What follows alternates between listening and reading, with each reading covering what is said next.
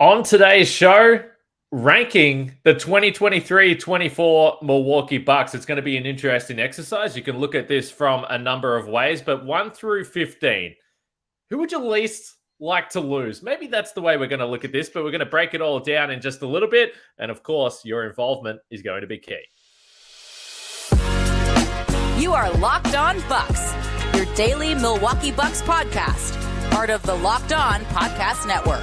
Your team every day. You are locked on Bucks. My name's Kane Pittman. You can see and hear me on this show Monday to Friday and also find my work over at ESPN alongside me, the founder of brewhoop.com and longtime voice of the podcast, Frank Madden. It's a pleasure to be sitting with Frank, by the way, but it's also a pleasure to have everyone watching or listening, particularly those that still join in every day. We see you in the YouTube comments. If you're listening on the audio platform, we know that you're there, but you got to interact with the show and let us know what you want us to talk about. This is a fun off-season topic, ranking the new Bucks roster. There's a number of different ways we can look at it, but if you want to get involved, subscribe, rate, like, review, and obviously drop a comment with your rankings 1 to 15. I think the way we're going to do this, because I know we're going to get into it in detail, 1 through 5 on today's episode of the podcast, then we'll get through 6 to 15 in the next podcast. And maybe 6 to 15 is actually where the longer discussions are going to be had. So we'll see how we go with this. But Frank, this did come about largely because of our friend, resident Boston Celtics fan, Bill Simmons. We were listening to the idea of an expansion draft. This is something Bill has been talking about for a while. We generally do our roster rankings throughout the season anyway. But the idea of the expansion draft idea is a little bit more interesting because essentially you're saying, okay, what 7 players do you really want to keep? And who are the guys that you're leaving out there for the potential of being snaffled up by a new franchise? So it puts a little bit of a twist on the tried and true tradition of roster rankings. Yeah, I mean, going back to I don't know when we started doing it when I was still writing at brewhoop.com, which is more than 8 years. I think I left writing 7 years ago. So this is going back quite a ways. But we would do this exercise every summer where it was, essentially looking at it. I think we looked at it more like from a trade value perspective. And we were just talking before the podcast, right? Like whether your trade value rankings, because that's a more generic idea, might that be different from whether you would protect one guy or another in sort of like this expansion draft concept. Again, there's maybe a little slight nuance different. It is probably very similar, if you went to both. But to me, I think the litmus test is going to come down to when you're kind of weighing, how do I, do I put this guy ahead of this guy, or how do I do it? Is, the expansion draft is coming, and you're either going to lose one guy or the other. Which guy would you want to part with less, right? Which guy do you think is more important? And it could be because of their value to the roster in the regular season and playoffs. And, you can trade off some of those things, right? Like regular season production, playoff production, salary matters, right? Upside, is this a young guy who you have high expectations for moving forward versus a more proven veteran guy? I think as we get into it, I think this was a good exercise for me to think about my trade-offs for how do I value in terms of this roster, young players who have not done anything at the NBA level versus guys that are maybe paid more but have that we actually have seen, impact the game, contribute, maybe not always very consistently, but actually show that they could impact, playoff series and ultimately in some cases, obviously these are guys that help the Bucks win an NBA championship, which is the whole point. So why don't we get into it? And we may, as we go along, I think we've both done our rankings in advance. We've actually prepared crazy for this podcast, preparing in advance, but we may find ourselves having to maybe you'll bring up something that forced me to change the way I'm thinking. That's fine. F it, we'll do it live, and we'll see where we land. And before we get started, you pointed to some of the ways you can look at this, and everyone will look at it differently. Is it straight up rankings of the guys that you think are going to help you win a title this year? Is it a more of a long-term approach? Is it this expansion idea where it's like, I just desperately don't want to use this maybe younger player that forces him up the rankings a little bit more? So I would say, based on as I was writing down these names, I'm going to contradict myself throughout why I justify a player being in a certain position. And I'm totally fine with that because I think it's a bit of fun. But number one, yeah, Giannis. Do we need to say anything else? I'm not sure. But this actually reminds me, I have to give a shout out to our the back in the day readers at Brewhoop in 2013 after actually 2014 after Giannis's first season.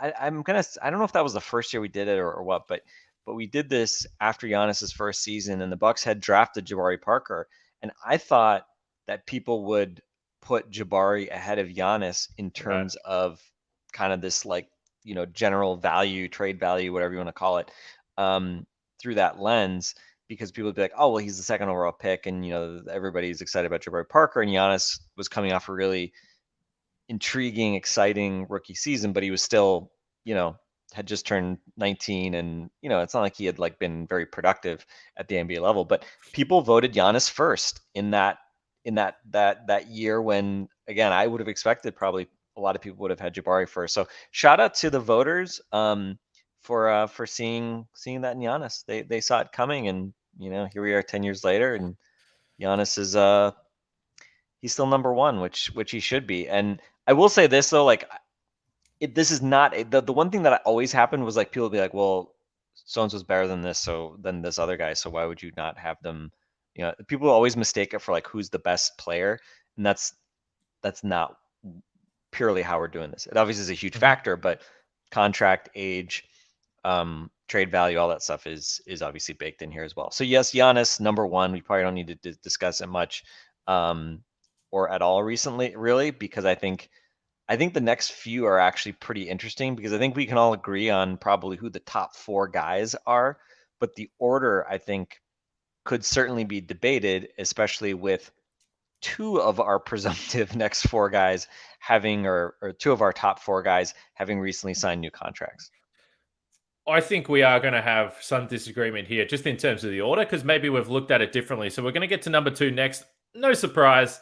We didn't really need to chat about Giannis. If you've got any complaints about Giannis at the number one spot, please hit us in the YouTube comments. But first, FanDuel, our sponsor of today's podcast. Football season is about to kick off, and FanDuel is giving you the chance to win all season long, because right now when you bet on the Super Bowl winner, you can get bonus bets every time they win in the regular season. Just pick any team to win the Super Bowl, and you'll get bonus bets back for every victory. You can use your bonus bets on spreads, player props, over and unders, and more. So visit FanDuel.com/lockedon and start earning bonus bets with America's number one sportsbook. That's FanDuel.com/lockedon.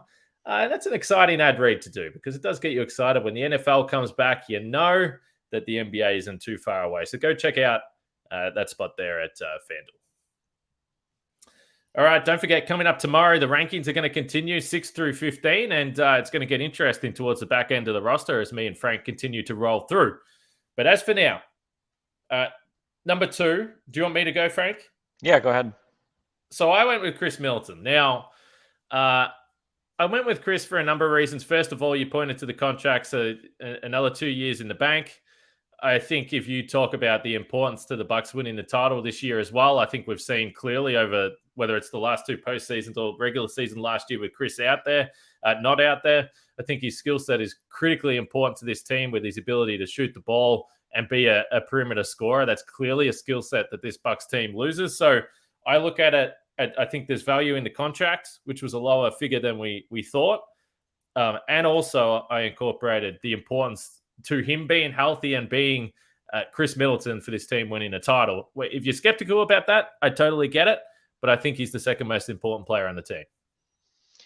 Yeah, I think if we had done this, pick a random date during last season with Chris being a potential expiring contract, the injuries he was dealing with all year, you were just hoping he was going to get healthy by the time the playoffs roll around.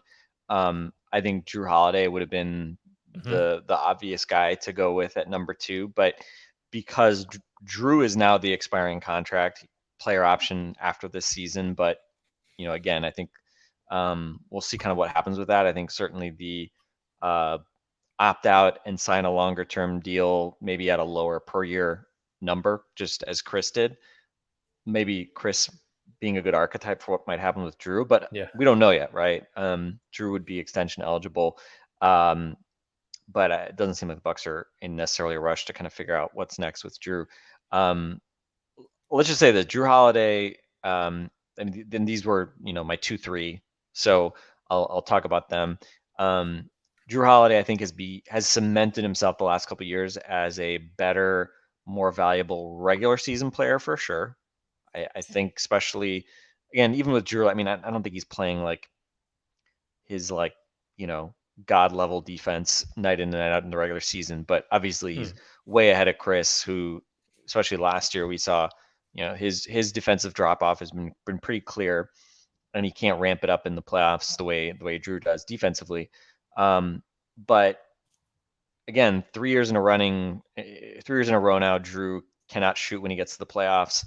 And again, is that the defense wearing him down and he just doesn't have, the gas to do it on both ends? That would be my kind of like leading hypothesis about why Drew's offense, or at least his scoring, let's say, because I think his playmaking, he's had some really good playmaking series in particular, but the last few years. But I think the offensive problems that Drew runs into every playoffs, combined with the fact that we've seen Chris obviously be a very high level playoff performer during the championship run, and even during the Heat series. I mean, it's kind of crazy because it's like, sometimes you hear people reference like, well, Middleton wasn't himself last year and blah, blah. And it's like, well, yeah, but he actually like scored super efficiently. And what was he at, like 24 points on 60% true shooting. And, he has the playmaking ability, and I think they're pretty comparable as playmakers. So I think Chris coming back on a pretty favorable contract, he's locked in. The number I think is fine. I mean, he is younger than Drew by a year. But obviously Drew, despite his earlier career injury problems, finds some wood to knock on, but Drew has been super durable since he landed in Milwaukee. And I think also, if you just look at like the on-off numbers, Drew has been able to carry regular season lineups in ways that Chris has not. Even last year, even Giannis, I think the numbers were better for Drew than even Giannis when they were playing by themselves. So I think Drew's regular season consistency, he obviously still plays defense at a very high level, at an all defensive level during the regular season, and he's been a really good offensive player. Even if he's not, a perfect playmaker or something like that, but like, I mean, he's been awesome during the regular season, 3 years running, been very consistent. So definitely the arguments are there for him to be the number 2 guy. But again, I think with Chris, again, the fact that you have him locked in, he's younger, and I think you just trust his offense in particular more. Definitely not his defense, but you definitely trust his offense a lot more. And yeah, I just kind of have that nagging feeling of like, it's now 3 years in a row where Drew's scoring in the playoffs has just really fallen off a cliff. And fortunately, during the Tyler run, he had enough big performances that you were able to overcome that, and he defended at a super high level. But I'll give the slight edge to Chris here. And yeah, if people want to debate it and say it's clearly Drew because he's a better regular season player and he's a better playoff defender, I'm cool with that too. But again, just sort of the combination of those factors, I'll go Chris by a hair over Drew. But again, they're pretty interchangeable to me here at 2 and 3. I'll put these rankings up on the YouTube comments as well, just so it's clear in case it gets lost in the shuffle here. So, okay. So you tell me how stupid I am then for having Brook Lopez at number 3. Now, maybe I'm a little thinking ahead and trying to get a little too clever about the contract again. And I know Brook Lopez's salary clearly went up significantly, although I think we can both argue and make the case that he deserved a bit of a pay rise. He's been playing well and truly under value of where he's been. I think it's interesting how Brook Lopez is going to be suited. And I think maybe it's been a little bit overblown, like what's going to happen defensively with him under Adrian Griffin, just because I don't think that it would be smart to completely change a defense that has maximized the guy that's been a defensive player of the year candidate. The other reason why I think Brook Lopez is so important to this team, and we discussed it heading into free agency, there's no way that you can get a player that gives you the value that he's given you over the last few years. And when you talk about playoff performances, Brook Lopez has been one of the better playoff performers over the last few years, even when things have been not going well for the Bucks. I think he's just been so reliable. I think we've seen him step up in games when Giannis isn't out there and he has a chance to be more dominant from 2-point territory. Now, the age stuff, he's going to be 35 this year. So he's getting on. And can he have another year where he was at the level of where he was at last year? But if he's at that level or he's close to that level, and I combine regular season and the postseason, and the fact you got him for 2 more years, I had Lopez ahead of Holiday. And maybe I'm letting the postseason worry me too much based on the last time we saw these guys play. Yeah, I mean, I would have to keep Brook for me at 4, and a couple of reasons here. One, I think Drew has been clearly the second best overall regular season player for the Bucks. I think you can make this a strong case, as you were alluding to, that Brook with his defense was, sneaky close to Drew last year. Mm-hmm. And it's a little hard because, Brook wasn't healthy 2 years ago. Chris wasn't healthy last year. So we don't really have like a good kind of comparison when you look at like advanced metrics and stuff like that for the two of those guys necessarily. I think if you look at things like EPM or kind of those types of stats, like I think most of them would have Drew kind of comfortably over the last 2-3 years as kind of like the most consistently strong guy out of the kind of, the other 3 from the core 4 besides Giannis.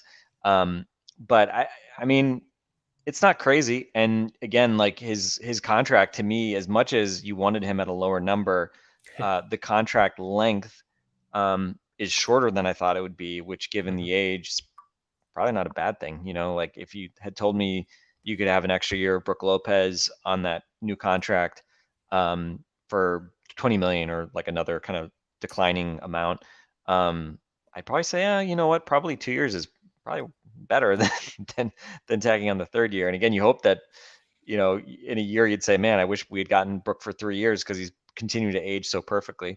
But I think the other piece to me too is, as much as Drew has struggled to score in the playoffs, between Drew and Chris, there's no question that they're closing games in the playoffs and in the regular season, right? Good point. And to me, that's the other piece of why I wouldn't be able to put Brook in good conscience above those two guys. You mentioned the age, obviously, certainly, there's an aging factor there.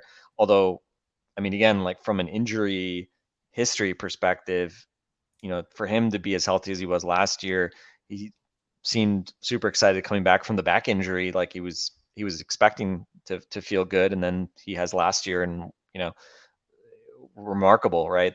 The way his body held up. So hopefully that continues. But I think the fact that, the Bucks were closing NBA Finals games with Brook Lopez on the bench because of Giannis's unique skill set as a small ball 5. And, in 2021, it was PJ Tucker. In 2023, 2024, who knows who the 5th guy will be that you want to get in there, in lieu potentially of Brook in certain matchups. But yeah, I think for me that's probably the swing vote of why, I always sort of push Brook to that 4th spot.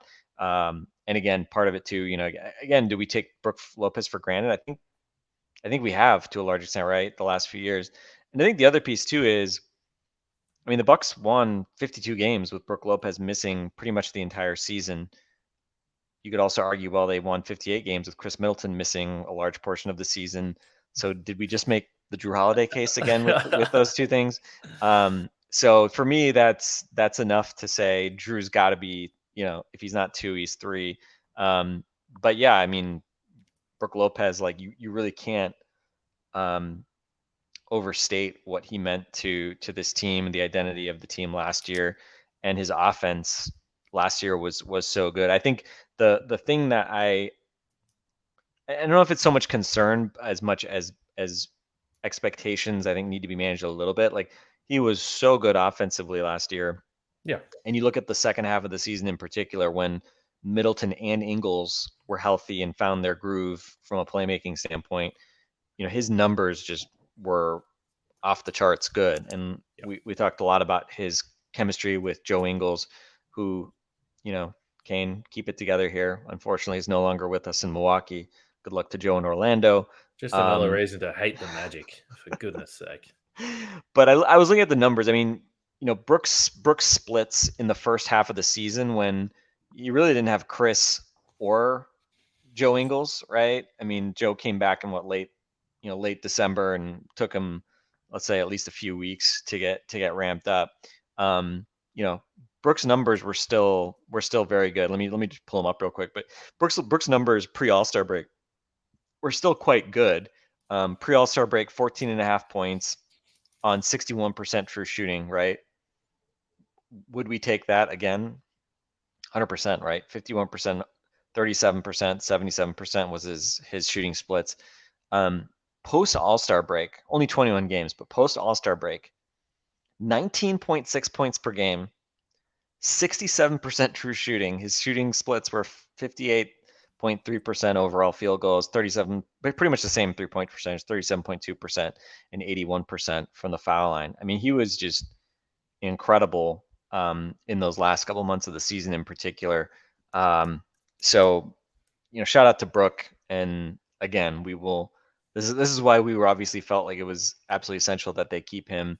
And we'll see what the new coaching staff, and again, maybe some changes to the Bucks defensive philosophy maybe mean for Brook's value and along with his aging curve. But yeah, for me, a rock solid no-brainer number 4. And I respect the Kane. I want a little bit of debate Variance. here about not just having the exact same list, right? If we just had the same list, this would be boring. So shout out to Brook Lopez, number 3 for Kane Pittman, number 4 for Frank. And you guys can tweet at us, comment us on YouTube if you have them someplace else.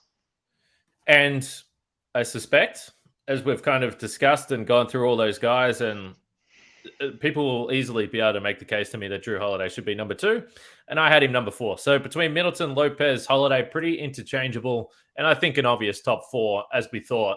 We're going to get to number 5 to wrap up today's show, though, Frank, and this could be interesting, depending on which way you want to look at it. I'm going to you first. Who have you got at number 5? I think I might know, but I'm curious. I think there are 4 candidates for this spot. Okay. Yeah. I don't know. I mean, honestly, like there's probably a very, I think that, let's say there's a tier here that if we kind of did a crowdsourced opinions, I think you would probably see votes.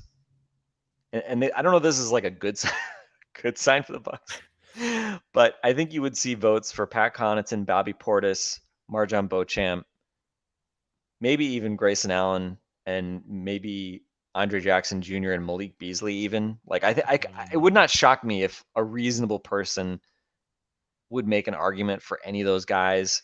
What about an unreasonable person? We got 5 more roster spots. Beno Udrih, the Wisconsin Herd head coach, number 5. New herd coach. They need a backup point guard, Frank. Yeah, exactly. Need some of those pull-up jumpers in transition. Right. So it's pretty, and again, it's pretty much the 3 guys that we know between Bobby, Pat. Looks like there's some internet replacement problems. Frank will come back here in a second. He's still a little frozen, but he's coming back. He's back. He's back. And he was about to drop the bombshell. That's what we call an old-fashioned podcast cliffhanger. So you've got the 3 known quantities, sort of, let's call it Bobby, Pat, Grayson. Then you've got Malik Beasley, who's basically the, I don't know if you call him the insurance policy on trading Grayson / Pat. To me, he's kind of like the ready-made Grayson Allen replacement. And then you've got these sort of 2 young guys, which depending on how excited you are about them, depending on how much you want to value, the unknown upside of young guys on cheap contracts, maybe you do value Andre Jackson or Marjon Beauchamp or Andre Jackson very highly. We'll get to my opinion on that in a moment. I kind of went back and forth on this. So I took those 2 views on it. I think if you value the who has the most trade value in a package, who has upside, what's the young guy value choice, to me that's still Marjon Beauchamp. Um, I think in a year we may look back and say like, yeah, like that was absolutely right. He made really meaningful strides. He became a rotation guy, and we're excited about what he can do moving forward. Or we might a year Missed the from now boat. say like, yeah, like man, we should have traded that guy, at the trade Yeah. deadline in 2023, and you just let an asset that had some value basically just depreciate, and now he's a guy that hasn't done anything and hasn't really shown anything in 2 years, which is it doesn't mean it's not like a death sentence for Marjan's career if he doesn't like have a big breakout this year, but especially he's turning 23, I think, right? So he's a bit older for a prospect as well. So I went back and forth between Marjan as sort of the young guy option or Pat Connaughton as the tried and true veteran guy. And I'm still hemming and hawing a little bit. I feel like I am, if not the president of the Pat Connaughton fan club, I feel like I'm approaching being the Pat Connaughton guy these days. I tweeted it out. I think I put Pat at the top of my list when we were discussing, who would you most want to deal between Bobby, Pat, and Grayson the other day. I came out and said, Pat's the guy I would value the most. The contract isn't great, but it's okay. And again, like you just look at what I think when we talk about like Drew's production in the playoffs. I mean, it kind of shocked me, to be honest. Like Pat's efficiency in the playoffs. I mean, the last 3 years, 65% true shooting, a box score plus minus of almost +2. He has just been a guy that raises his game when the stakes are high. He's gotten Mike Breen bangs. I think 2 Mike Breen playoff or NBA Finals bangs in very key situations. So I don't know where that fits in the stats, but he's just a guy that again has done it at the highest level and has helped you win a championship. And he's 30 now, so again, if there's some tail off coming, it could happen certainly. But he shot the shit out of the ball against the Heat, which nobody really remembered because they lost. And he actually shot it really well the previous year. Obviously, they only went 2 rounds in 2022, and he was huge during the title run. And everybody remembers that stuff. So yeah, I mean, I think again, he's got some versatility. He defends at a good enough level. And I think the other thing too is just, I mean, he shoots long above the break threes. We complain sometimes about Grayson Allen, like maybe needing some time to load or, being not quite as dynamic of a shooter, but I think Pat's just a really nice complementary piece, and he just knows how to play with these guys. So I don't know. I was kind of coming back again to like this idea of like, is he the fifth starter, like, hiding right in front of us, right? Hiding in plain sight. I think we've had that discussion previously the last couple of years. I couldn't believe the last 2 years, he's only played 25 total possessions, including the postseason, with Giannis, Chris, Drew, and Brooke, which, just seems like kind of wild that they wouldn't accidentally play more than 25 possessions. They played a lot more together during the title run. But we know Bud liked Pat, but just seemed to prefer bringing him off the bench. So yeah, I'm going to be the old head. I'll go Pat Connaughton 5 over Marjan. But again, I think those are the 2 guys that sort of I was going back and forth with. But I think there's a number of guys that you could put in there. Did you go with kind of a different logic for number 5? Yeah, I did. I would have picked, maybe it is because of your reputation as the Pat guy. But if you asked me to guess, I would have said that you would have gone with Pat. And I think that comes back to the point that you made, again, that we've discussed, the idea that in terms of, and I spoke about playoff playability on the podcast a couple of days ago, and he is a guy that you just feel that every series, you just put him out there, he's going to be able to play. Sometimes he'll close, sometimes he won't, but there isn't really a series where you're like, well, you can't play Pat Connaughton. He's always going to be out there. So I think that matters, and that's why you had Lopez at 4 as well. I think I combined the needs of this team at times offensively can be a bit of a struggle. And historically, we've seen this guy in some moments step up to the plate and provide offense that they desperately need. Also think it's a decent contract. And I think that I spoke about it on the podcast a couple of days ago, I don't think that I'm looking to trade this guy necessarily, But if you compare exactly, Frank's doing the Bobby chance. If you compare the trade value of these teams, I think Bobby Portis is a guy that there's teams out there that will say, geez, look at the numbers. Geez, look at the per 36 stuff. If you give him a bigger role, there is even more upside that Bobby Portis can get even better as a guy that's still not too old. So I had Bobby at number 5. And again, like you can pick at that because as you pointed to, we have already seen that there's been a series where he's dropped out of the rotation. So he's not necessarily a guy that's going to play in every single postseason series, depending on the matchup. So definitely my list 1 through 5. You can pick some holes in it. But also, where does fan favorite come into the rankings? Because Bobby right up there. Yeah, I accidentally had muted myself when I was doing the Bobby, but somehow you knew what I was doing. It was very polite. Very polite. Yeah, you knew what I was doing even without any sound. Yeah, I mean, again, I the same logic that we talked about a couple weeks ago. It's the playoff playability and consistency. To me, just Bobby hasn't been consistent enough in the playoffs the last couple of years. He has a drop for sure. The numbers, so that's what kept me out of it. But as we'll see as we go through this further, Bobby Portis is not for much behind in terms of my rankings. All right, 1 through 5 for me. Just to recap: Giannis, Chris Middleton, Brook Lopez, Drew Holiday, Bobby Portis. For Frank, Giannis, Chris Middleton, Drew Holiday, Brook Lopez, Pat Connaughton. So we'll chuck that on the YouTube channel. And if you haven't joined us on YouTube yet, you should jump on and do that. Get involved in the conversation. It's a bit of fun there. And give us your reasons why, if you think that your list is different to mine or different to Frank's, give us your reasons why you've got guys higher in the rankings there. 6 through 15 coming up tomorrow. And as we've just discussed a little bit with number 5, I think it's going to be interesting to see, maybe particularly with the young players, where they end up falling in our rankings. So make sure you join us tomorrow as we continue this conversation. We'll speak to you guys then.